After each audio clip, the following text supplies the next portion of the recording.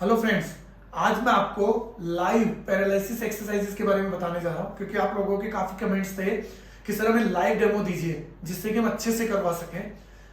और इसलिए भी मैं लाइव वीडियो बनाने जा रहा हूं ताकि आप लोग अच्छे से समझ सको घर पे कैसे एक्सरसाइज करनी है। अभी आप लोग जनरल एक्सरसाइजेस कराते हो जिससे कि स्टिफनेस और बढ़ जाती है और इंप्रूवमेंट आने में काफी टाइम लग जाता है। पैरालिसिस में होता क्या है, इसमें डे 1 से एक्सरसाइजेस इंपॉर्टेंट होती हैं। जैसे मैं आपको बता दूं, फर्स्ट स्टेज होती है एरिफ्लेक्सिया, उसमें सारे मूवमेंट लॉस हो जाते हैं। नाउ 7 डेज के बाद दूसरी फेजेस स्टार्ट होती हैं, तो आपको 3 to 7 डेज के बाद से ही या 3 डेज से ही आपको एक्सरसाइज स्टार्ट कर देनी है। अब एक्सरसाइजेस कौन सी करनी है, क्योंकि अभी तक आप जो भी एक्सरसाइज करा रहे हैं मेरे हिसाब से पैरालिसिस कंडीशन में, हेमिप्लेजिया में या स्ट्रोक में सही एक्सरसाइजेज नहीं है।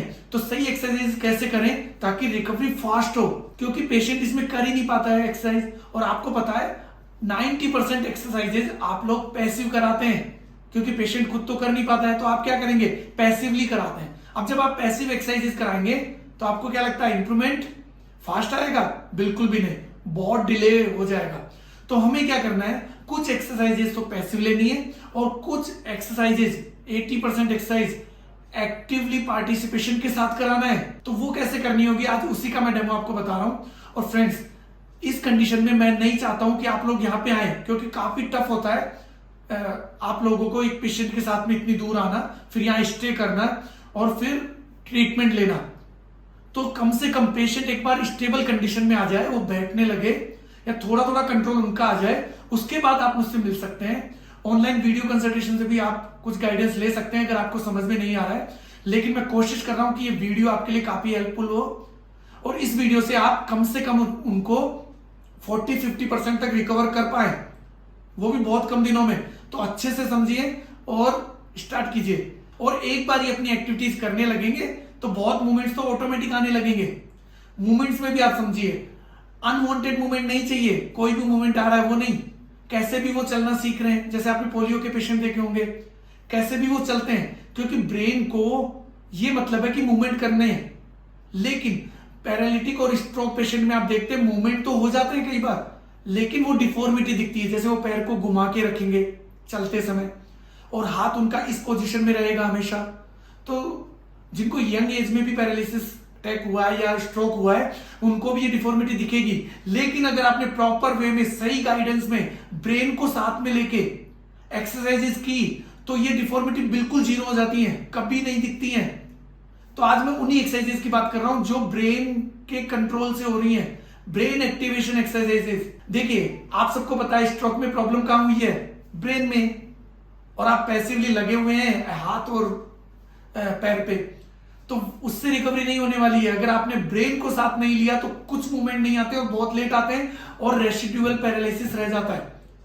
ब्रेन की एक हैबिट होती है, वो यूनिलैटरल नेग्लेक्टेंसी क्रिएट करता है।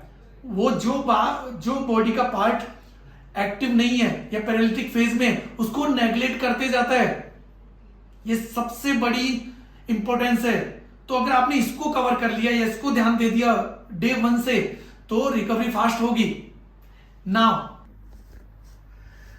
फ्रेंड्स, अभी आप देखिएगा, घर पे जनरली जो आप लोग एक्सरसाइज करते हैं, जो कि आपकी, मैं बोलूंगा, टाइम वेस्टिंग एक्सरसाइज है, क्योंकि इनकी रिजल्ट्स बहुत कम होती हैं, रिकवरी काफी कम है।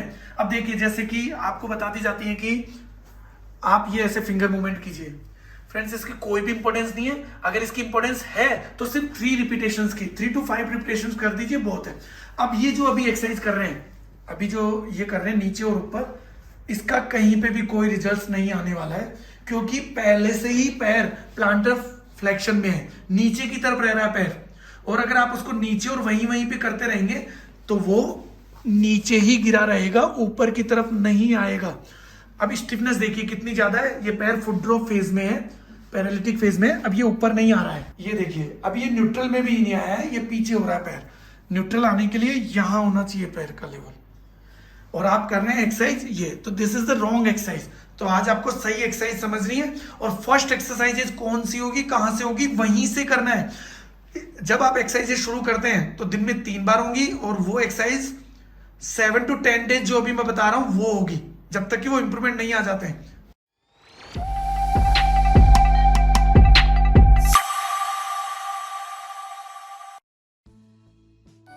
Doctor Sandeep Bhardwaj, MPT neuro, consultant physiotherapist in JK lawn SMS hospital.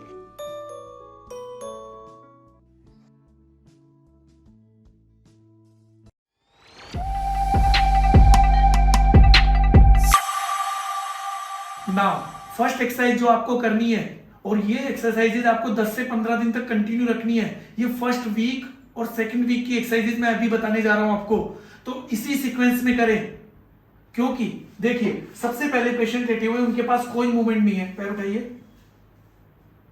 ऐसे पेशेंट के पास कोई मूवमेंट नहीं है, तो एक्सरसाइज कैसे करेंगे? इसलिए फर्स्ट एक्सरसाइज आपको करनी है, नी को बेंड करवाइए ऐसे। आपने जब नी बेंड किया है, इसके बाद दूसरे नी को भी आप बेंड करें और पेशेंट को बोलेंगे कि मैं भाई अभी आपको बता दूं, इनका ट्रीटमेंट 15 डेज से चल रहा है, इसलिए इनके पास ये स्टेबिलिटी है, लेकिन आपके पेशेंट के पास ये स्टेबिलिटी नहीं होगी। जो ही आप यूं रखेंगे, पैर इधर गिर जाएंगे या फिर पैर उधर गिर जाएगा। तो फर्स्ट एक्सरसाइज जो आपको स्टार्ट करनी है वो ये होंगी, ऐसे रखना है और कोशिश करें, पेशेंट को बोलेंगे कि आप इन पैरों को सिर्फ होल्ड कीजिए, रोकिए। गिरने लगे तो आप अपने दोनों हाथ पास आ जाइए, आप अपने दोनों हाथ यूं रखेंगे ताकि गिरे नहीं, और पेशेंट को बोलना है कि आपको घुटनों पे देखना है। आपको घुटनों पे जब वो देखेंगे तो विजुअल फीडबैक जाएगा और वो इसको मेंटेन रख पाएंगे। जो ही ये गिरने लगता तो बोलिए कि लेफ्ट साइड जा रहा है, आपको सेंटर में लेकर आना है, तो पेशेंट ट्राई करेंगे सेंटर में लाने के लिए। तो फर्स्ट एक्सरसाइज ये है, क्योंकि अभी क्या है, मसल्स में कोई पावर नहीं है, ब्रेन को इंडिकेट किया जा रहा है कि आपको घुटनों को बैलेंस कराना है। ऑटोमेटिक ब्रेन इन्वॉल्व हो जाएगा और आपकी एक्सरसाइजेज स्टार्ट हो जाएंगी। तो स्टार्टिंग एक्सरसाइजेज यहां से होती हैं, मूवमेंट से नहीं होती है। ये करने के बाद आप पैरों को सीधा करेंगे, उसके बाद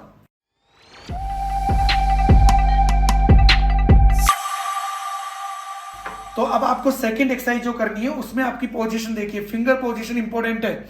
इन फिंगर्स को यहां रखना है, हील के दोनों तरफ, और इस तरीके से ये यहां पे आना चाहिए। अब अच्छे से नोट कीजिएगा, हैंड जो आपका सेकंड हैंड है वो आपको नी पे रखना है, क्योंकि स्पास्टिसिटी की वजह से टाइट होता है, उठा हुआ रहता है। तो पोजीशन ये होंगी। नाउ ऐसे होल्ड किया, क्योंकि न्यूट्रल पोजीशन में नहीं है, तो आपको इस तरीके से लीन बैक फॉरवर्ड जाना है, लाइक दिस, ठीक है। ऐसे करने के बाद ये फोकस कीजिए, जो ये आप देखेंगे एंकल सेंटर में आ रहा है, स्टार्टिंग में नहीं आएगा, तो आपको क्या करना है, आप क्या करते हैं, इसको बहुत लोग ये एक्सरसाइज बताते हैं, लेकिन 10 सेकंड की बताते हैं। 10 सेकंड के लिए बिल्कुल नहीं करना है, 10 सेकंड तो एक जगह पे रुकना है, फिर आपको आगे जगह मिलेगी तो फिर आगे बढ़ना है, फिर आपको आगे 10 सेकंड रुकने के बाद फिर आगे जाना है। कम से कम 1 मिनट तक का स्ट्रेच होगा, ओनली 10 सेकंड का नहीं होने वाला है, उससे तो स्पास्टिसिटी और बढ़ जाएंगी। तो आपको इसको करना है 1 मिनट तक। अच्छे से नोटिस कर लीजिएगा, अगर आपने 10 सेकंड किया तो टोन बढ़ेगी, तो आपको 1 मिनट करनी है। इसलिए मैं बोलता हूं कि पैरालिसिस के लिए भी एक्सपर्ट न्यूरो फिजियोथेरेपिस्ट से मिलिए। जनरल एक्सरसाइज समझेंगे तो जनरल इफेक्ट आएंगे। नाउ इसके बाद 10 सेकंड आपने होल्ड किया, फिर आपको रिलैक्स छोड़ना है। ऐसे आपको 10 रिपीटेशंस करना है इस एक्सरसाइज में।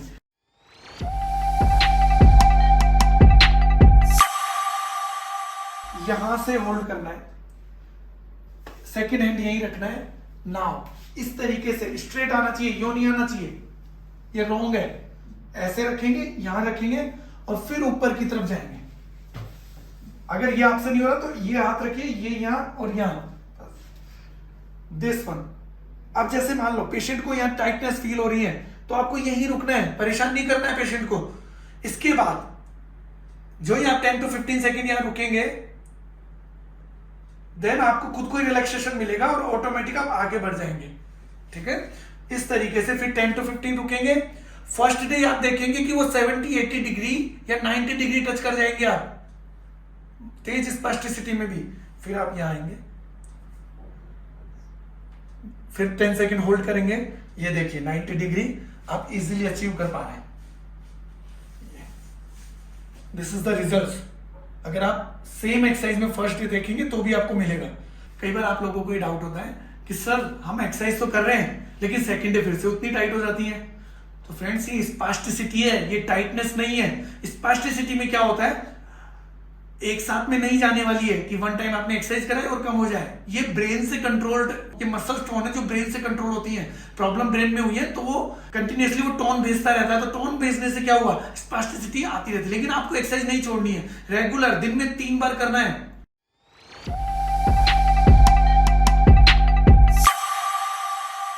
अब आपको पैसिव, ये लोग कई बार आपको ये एक्सरसाइज बता देते हैं जनरली, ये वैसे तो ये करना गलत है, अगर इसको करना भी है तो सही तरीका ये होना चाहिए, ये रख के ऐसे पूरा राउंड सर्कल देखिए, ये देखिए उनके इफेक्ट आ रहा है अभी। और आप ऊपर ऊपर से करने से कुछ नहीं होने वाला है। पास से this one, this is the proper way.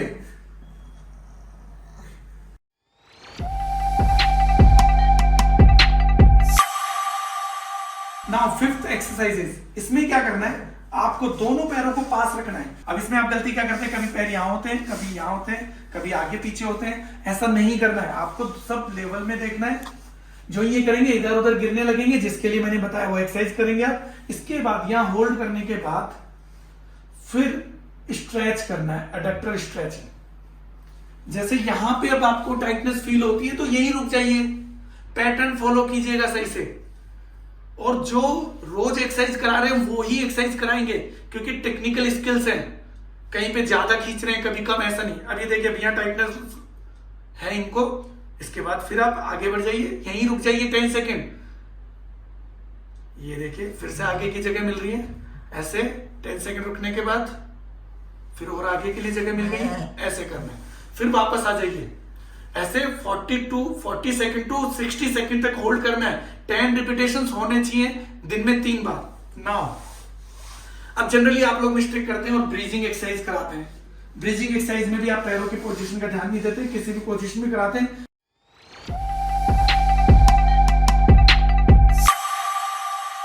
अब ये जैसे कमर उठाना है, अब ये कमर में स्टार्टिंग वाले पेशेंट्स में ये कंट्रोल नहीं दिखेगा, वो इधर उधर ऐसे कमर वो करेंगी, तो आपको स्लाइट एक्टिव असिस्ट करना है और ऊपर उठाना है, और ऊपर, इतना ऊपर।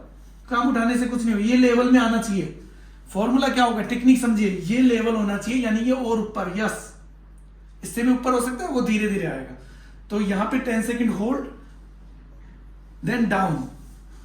इसके बाद जब इसमें आपको अच्छे से आ जाएंगी तो इसके प्रोग्रेशंस होते हैं, जैसे 1 लेग ब्रीथिंग, वो आपको नेक्स्ट वीडियो में बताया जाएगा। नाउ